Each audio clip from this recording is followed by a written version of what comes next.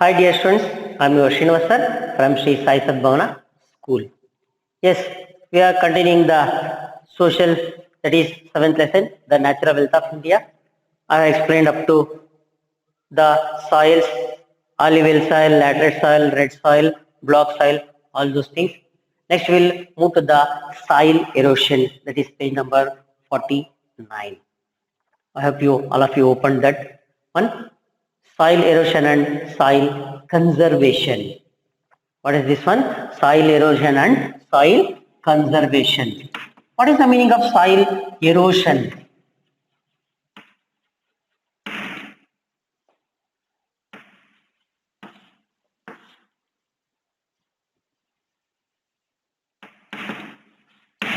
Soil erosion. Yes, soil erosion is the loss of soil from land. I am reading, just you look at the textbook. Soil erosion is the loss of soil from land. It is common in areas with steep slopes where the trees have been cut down. When rain falls on a hillside covered with grass and trees, it causes very little soil erosion. The plants absorb the impact of the rain on the soil. Trees and plants offer best protection against soil erosion. Protecting soil from erosion is called soil conservation. We need to protect soil because it is an important resource that supports life on the earth. When soil erosion takes place, the top of soil gets washed away by wind and rain. The topsoil contains most minerals which are required for the growth of plants. Hence, it has to be protected by adopting various methods. Afforestation, constructing dams, and terrace farming on the hill slopes are a few methods of soil conservation. Yes, what is soil erosion? When the wind blows or the rain falls, okay, the water and the wind takes the topsoil along with it. That is called as soil erosion. Soil erosion. You know, erasing. Erasing means removing. You are erasing the what you have written by the pencil. Just you using the eraser, you erase it. That means removing. In the same way, the topsoil is removed by the water as well as by the air. Okay, soil erosion is the loss of soil from land. That means we are removing that things. That means by the wind as well as by the water, it removes the soil from the top soil from the earth, top soil from the land or from the earth. It is common in areas with steep slopes. Steep slopes, that means if the land area is in the slope form, it is very common because it is very easy to move. If it is a flat, it has some difficult, but in the slope area it is very easy, it will move very fast. Okay, it is common in areas with steep slopes where the trees have been cut down. Yes, this is very important, where we are not grown any trees, we are not grown any grass, we are not grown any plants in that area. If the land is barren, that means there is no any plant at all in that places, the washing or the erosion of the soil is more. The erosion of the soil is more. Okay. It is common in areas with steep slopes where the trees have been cut down. When rain falls on a hillside covered with grass and trees, it causes very little soil erosion. That means when rain falls on a hillside covered with grass and trees. Yes, hills which are covered by grass and trees, the erosion is very less, because what they will do, the flowing water is avoided by the grass as well as by the trees. That means the force of the water is avoided or is lesser by this grass as well as by the trees. Okay, they hold the soil properly. They avoid the contact with the water with the soil, because if the grass is there, the water flows on the grass. It does not contact with the soil. So there is no any erosion at all, soil erosion at all. Okay. When rain falls on a hillside covered with grass and trees, it causes very little soil erosion. The plants absorb the impact of the rain on the soil. Yes, the plants absorb the water. Then it will not allow the water to flow. Trees and plants offer best protection against soil erosion. Yes, trees, plants as well as the grass. Anything, any plant, they will give protection to the soil by this soil erosion. Okay, now we understand what is the erosion, how can we protect it. Okay, what is the soil erosion and how can we protect it.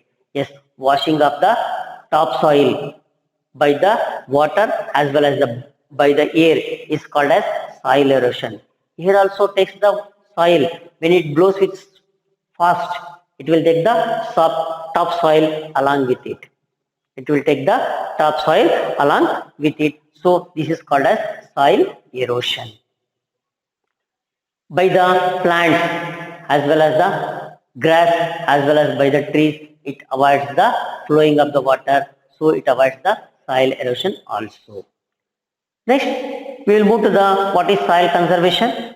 Protecting soil from erosion is called soil conservation. Yes, what we are avoiding this soil erosion is called as soil conservation. That means we are protecting it from the erosion. We need to protect soil because it is an important resource that supports life on the earth. Yes, why we need or why we want to avoid this soil erosion? Because topsoil is very important for the growth of the plants. We need this topsoil to grow all the plants properly. Okay. We need to protect soil because it is an important resource that supports life on the earth. When soil erosion takes place, the topsoil gets washed away by wind and rain. Yes, when the soil erosion takes place, the topsoil only washed away by the water as well as by the wind. The topsoil contains most minerals which are required for the growth of plants. Yes, the growth of plant is done by this topsoil only. The growth of the plants, the minerals which are absorbed by the air as well as by the water and the enzymes. For example, if something or leaves or everything or fell on the land, they will become as the manure. Where they are present? Yes, they are present on the topsoil. If the soil erosion takes place, along with it, they also washed away. Okay, the topsoil contains most minerals which are required for the growth of plants. Hence, it has to be protected by adopting various methods. Yes, this soil conservation is done by various methods. We adopt. That means we are using so many methods to avoid this soil erosion. Yes, soil is very important. Sir, if it is washed away, it will go to some other place. Yes, it will go to some other place. But that place is useless. Where they will go? They will go to the sea. All the rivers, in the final, they enter into the sea. Okay, at that time, they will take this soil also into the sea. What is the use? Nothing. So, to avoid that one, we will follow so many methods to avoid this soil erosion, or we will do soil conservation. Afforestation, constructing dams and terrace farming on the hill slopes are a few methods of soil conservation. Afforestation, that means we are planting the plants. Forestation, that means we are planting so many plants in the hilly areas to avoid this soil erosion, as well as constructing the dams that avoids the speed of the river. If we construct a dam, yes, up to the storage, it avoids the speed of the dam. After that, we will release the water slowly. Then the soil erosion is very less. Yes, like this also we will do the conservation of the soil. Next, terrace farming. Yes, terrace farming means if the slopes are like this, we will do some like this constructions. So here the flow of the water will be less. If the flow of the water will fast here, it will take maximum speed.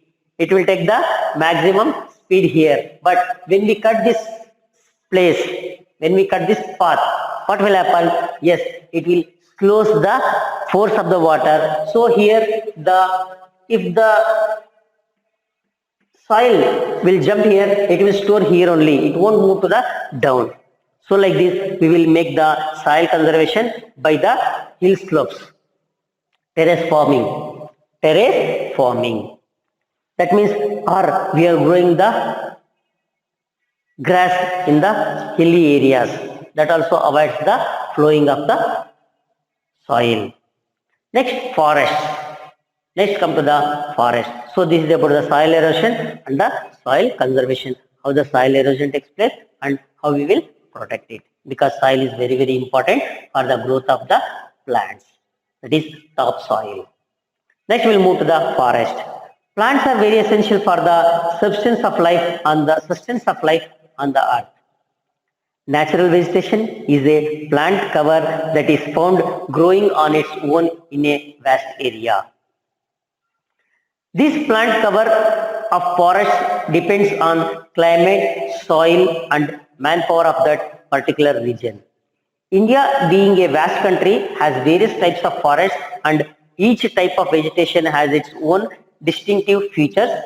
These forests are classified according to their nature, the type of soil and the pattern of climate in which they grow. Here they are given about the forest. Yes, these are also very, very important for the human being because they give us so many things from the forest, especially the oxygen. Yes, the oxygen which we are getting from the forest only. Yes, they produce more oxygen at the time of photosynthesis. They produce more oxygen. By that oxygen only we are getting. Okay, in the natural air also oxygen is present. But when we breathe it, it will become empty. That once again it produces that oxygen. Okay, by the Amazon forest, it is a big forest in South Africa, I think. By that oxygen, by that forest, it is more maximum oxygen was supplied by that forest only. Okay, if you have a forest area, then it is good for your health.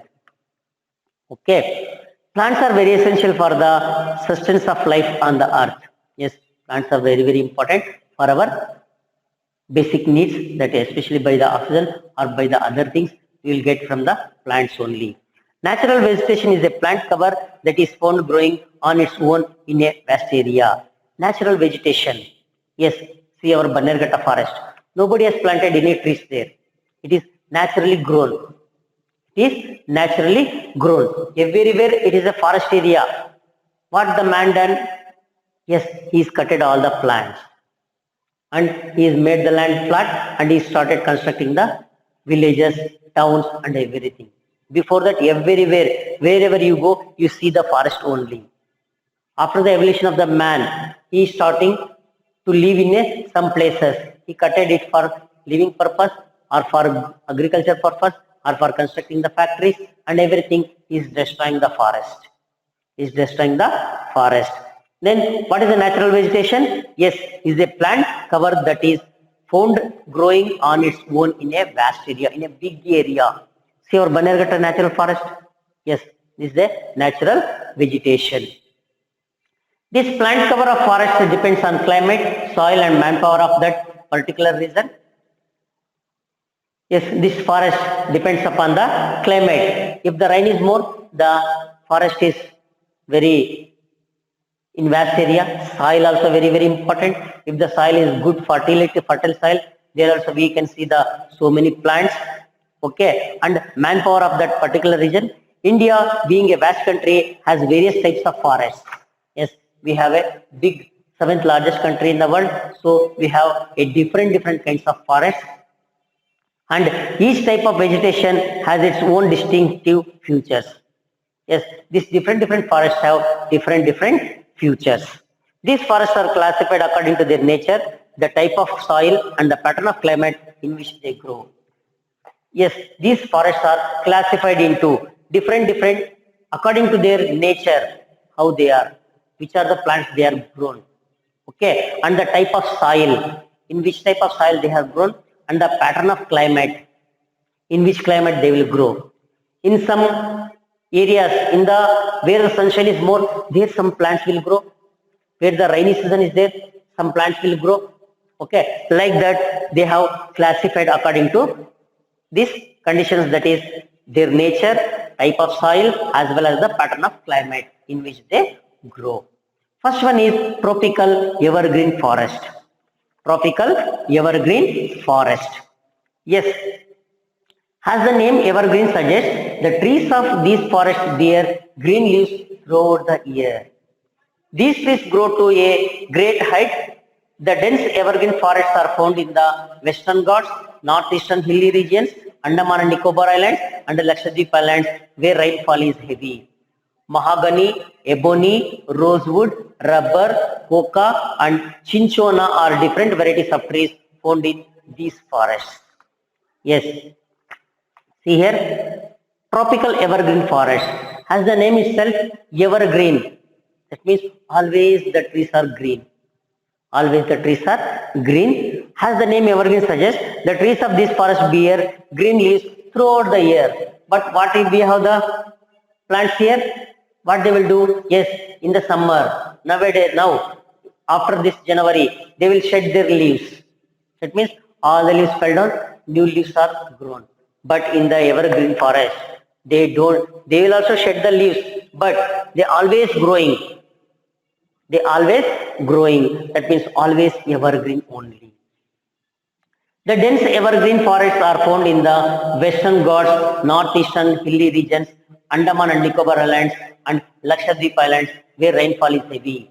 Yes, these type of trees are available, or this type of forests are available in this place where the heavy rainfall, where we get the heavy rainfall. Here, the trees grow to a great height. The trees are very, very large. The trees are very, very large. When you visit to the Kerala side, or when you went to the Shabarimala or anywhere, or to visit to the Kerala side, the trees are very, very large. The trees are very, very higher, great height, with great height. Yes, which are the trees here? Mahogany, ebony, these are the names of the plants, are names of the trees. Okay, mahogany, ebony, rosewood, rubber, coca, and cinchona are different varieties of trees found in these forests. Okay, these are the names of the trees. Next, come to tropical deciduous forest. These forests are found in the Deccan and Chota Nagpur plateaus, where rainfall is moderate. The trees of these forests shed leaves in summer. Teak, sal, shisham, sandalwood, and myrobalan are common specialties of trees found in this forest. These trees are strong and tall, but not very dense or closely packed. Yes, come to the second one, tropical deciduous forest. These forests are found in Deccan and Chota Nagpur plateau. Here they are given the figure with the color shades. First one is mountain vegetation. See, wherever the mountains are there, that mountain vegetation. Tropical moist deciduous forest. See that color? Yes, in the border of this seashore, and here we will find that one. Tropical dry deciduous forest. See, this is tropical dry deciduous forest. Next, yellow color, thorn forest. Next, tidal forest. Some in places we will get the tidal forest. Wherever it is clearly mentioned. As it is tropical deciduous forest. Tropical deciduous forest. This is green color, light green color. Yes, this is the light green color. Okay, they are found in the Chota Nagpur plateaus where rainfall is moderate. That means not more, not less. Moderate means not more, not less. Equally it will fall. The trees of these forests shed leaves in summer. Yes, whatever happens in our area. Yes, they are not evergreen. They will shed their leaves in the summer. Yes, in our area also they will shed their leaves in the summer. Which are the trees present here? Teak. What we are using for constructing the house? Sal. This is also used for the construction the house. Shisham, sandalwood, and myrobalan are common species of trees found in these forests. These trees are strong and tall, but not very dense or closely packed. Here, the trees, the gap between the trees are very much. The gap between the trees are very much, so they are not densely packed. Okay, so this is about the tropical deciduous forest. Next come to scrub forest. These forests are found in the areas where the temperature is high but rainfall is less than 70 centimeter. Plants that can withstand dry conditions are known as xerophytes, meaning drought resistant plants. They have long roots, thick bark, sharp cones and small leaves. Parts of northern Deccan, Gujarat, Rajasthan, Punjab and Haryana support scrub forests. Date palm, acacia or babul, cacti and kikar are the plant species that grow here. Next come to the scrub forests. Here these forests are found in the areas where the temperature is high but rainfall is less than 70 centimeter. Yes, this is not a desert area. Okay, this is not the desert area. So here the temperature is more but the rainfall is very less. Temperature is more, rainfall is very less. Plants that can withstand dry conditions are known as xerophytes. Yes, they will withstand the high temperature also. They live in the temperature also. They are called as xerophytes. That name, biological name for them is xerophytes, meaning drought resistant plants. Drought resistant means if there is no rainfall also, they will withstand. But in our area, if there is no rainfall, what they will do? Yes, they will die. If there is no water, they will die. But here, if for 2 years there is no rainfall, they will withstand. They will withstand. They have long roots. They have very long roots to absorb the water from the far away places. To absorb the water from the far away places. Thick bark to avoid the evaporation of water. Thick bark and sharp cones. It has a sharp cones and very small leaves. Because if the leaves are big, evaporation is more. It has a small leaves, the evaporation is very less. And thorns, yes, we call it as what we call it as jali mara. Yes, there becomes to these xerophytes. Okay, in the tank areas, that is kere areas, what we call it as in Kannada kere. In near the kere, we will see so many this type of forests. Okay, parts of North Deccan, Gujarat, Rajasthan, Punjab and Haryana support this subforest. Date palm, acacia or babul, cacti and kikar are the plant species that grow here. Date palms. Okay, acacia or babul, we call it as babul tree. Cacti and kikar are the plant species that grow here. Next come to mountain forest. The forests found in the Himalayan regions are the mountain forests. The trees which are found in these areas are tall, straight and conical in shape. They are called coniferous, which are the pine, cedar, deodar, spruce, fir and fir are some types of coniferous that grow in these forests. The leaves of these trees are needle shaped. They have deep roots that help them to stand against strong winds. The branches slope downwards allowing snow to slide down.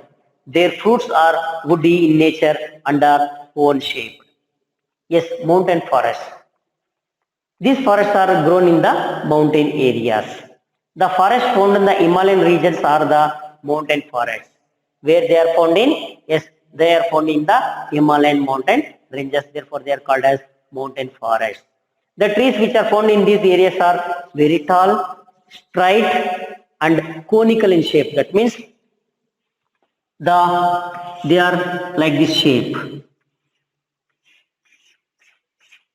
Conical in shape. Cone, you know the cone very well. Yes, conical in shape. They are called coniferous trees.